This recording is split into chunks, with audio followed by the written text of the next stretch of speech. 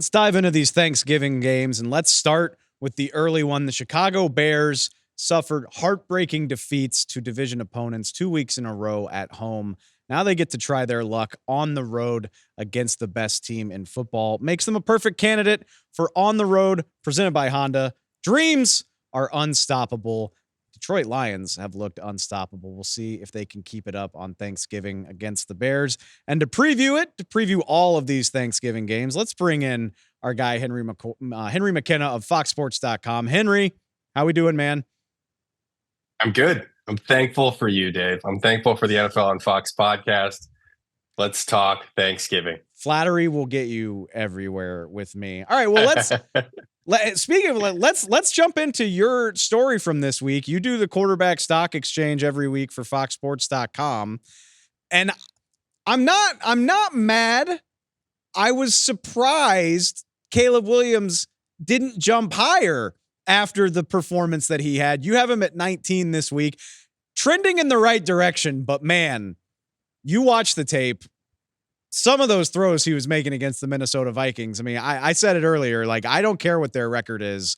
I am excited about the Chicago Bears if Caleb Williams is playing this way. Yeah. I mean, well, to your point, he did sort of flip the script on himself over the last game. But the thing about my stock market is that we weigh the most recent performance higher than the rest of the season, but we can't exclude the rest of the season altogether. And for Caleb, as you well know, the rest of the season has been brutal.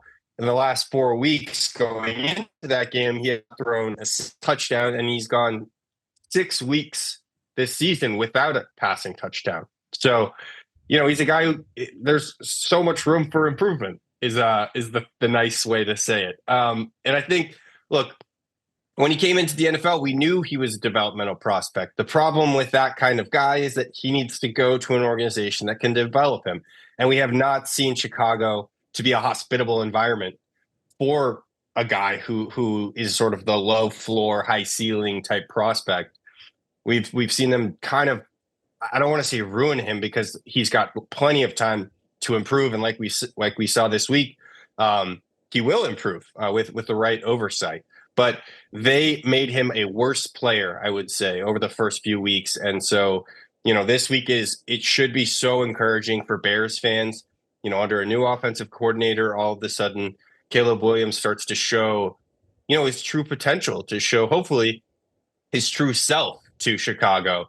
And I think, the arrow just started pointing up. I hope for sort of, the NFL's sake, really, because I think Williams has the potential to be such a fun player, such a good, NFL changing player. And certainly you put him in a sort of hotbed for sports fandom like Chicago. That's like, that's exactly what the NFL needs. That's what fans, will enjoy.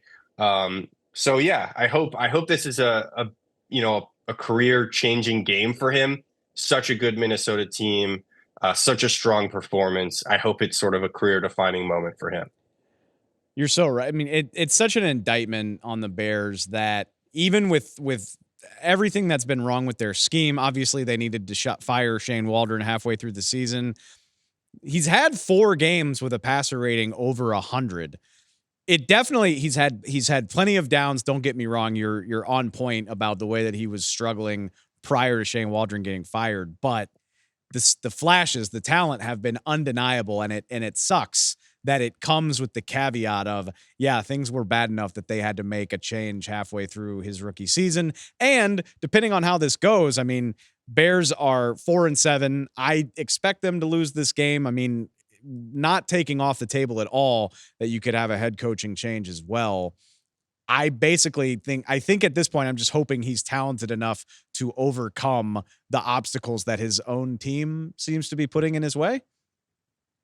Yeah, we did see, I mean, Peyton Manning is the overused comparison, but given that I did a story previously about Jim Mora and his management of Peyton Manning's development, and I actually spoke to Jim Mora once, the coach of the Colts, back when Manning was drafted, and Mora was talking about the steady progress of Manning throughout the year. Manning's stats looked bad. The Colts record looked bad. Nothing particularly looked good sort of on the like first eye test, but as the season progressed and Morris studied the film, really sunk into Manning, spoke to Manning regularly about what he was seeing, what he was thinking. Morrow was super confident in Manning's development and wasn't worried at all about, playing him through the struggles because Manning's confidence wouldn't get shattered, and therefore, psychologically he was sound, physically he was sound. He was going to be a player that was bound for greatness.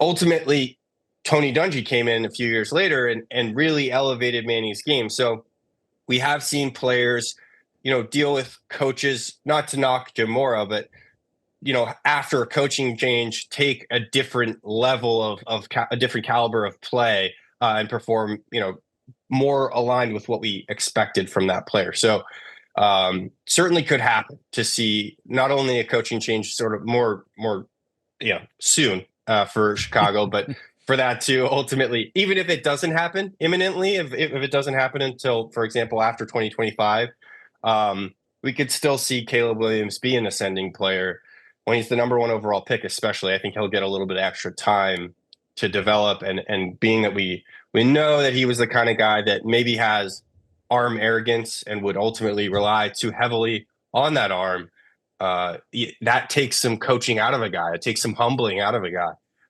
for them to get acclimated to the NFL.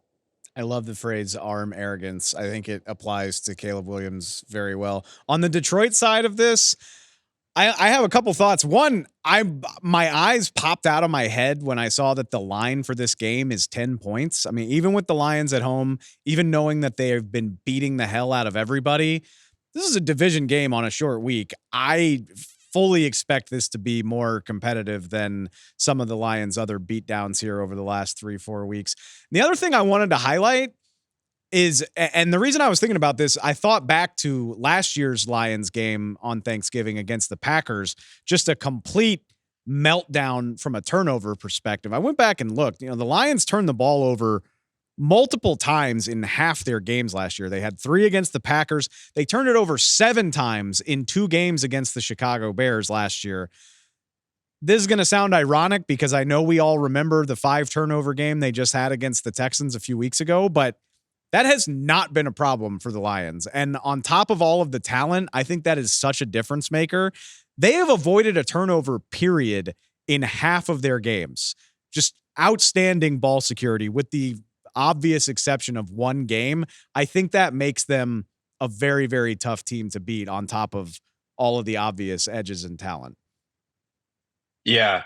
I do actually think that the Lions will probably cover here. You're taking the cover.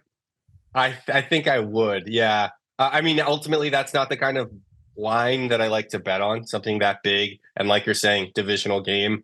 I tend to stay away from that sort of line. But I think that the Lions will cover it. Look, when there is coaching turnover, it creates momentum within the locker room, and it creates games like what we saw between the Bears and the Vikings. And the Bears outperformed, what they've done the rest of the season. But what I think ultimately happens in this game is the Bears regress back to the mean of who they are this year, and the Lions, no matter what their history is on Thanksgiving, which is very bad, and they have a history. What is it, 10 years since they've won a game? Like, it's not good.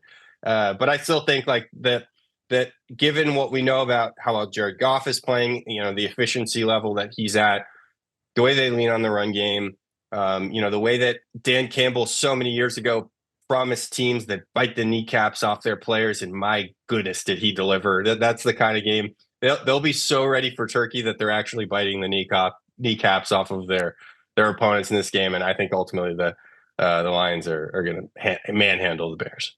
I could see a backdoor cover. Like if you tell me the Lions win this game by 14 points, I'm with you. But I think this is going to be a tougher task than some of these beat downs we've been watching the Lions putting on opponents. We'll see how it goes.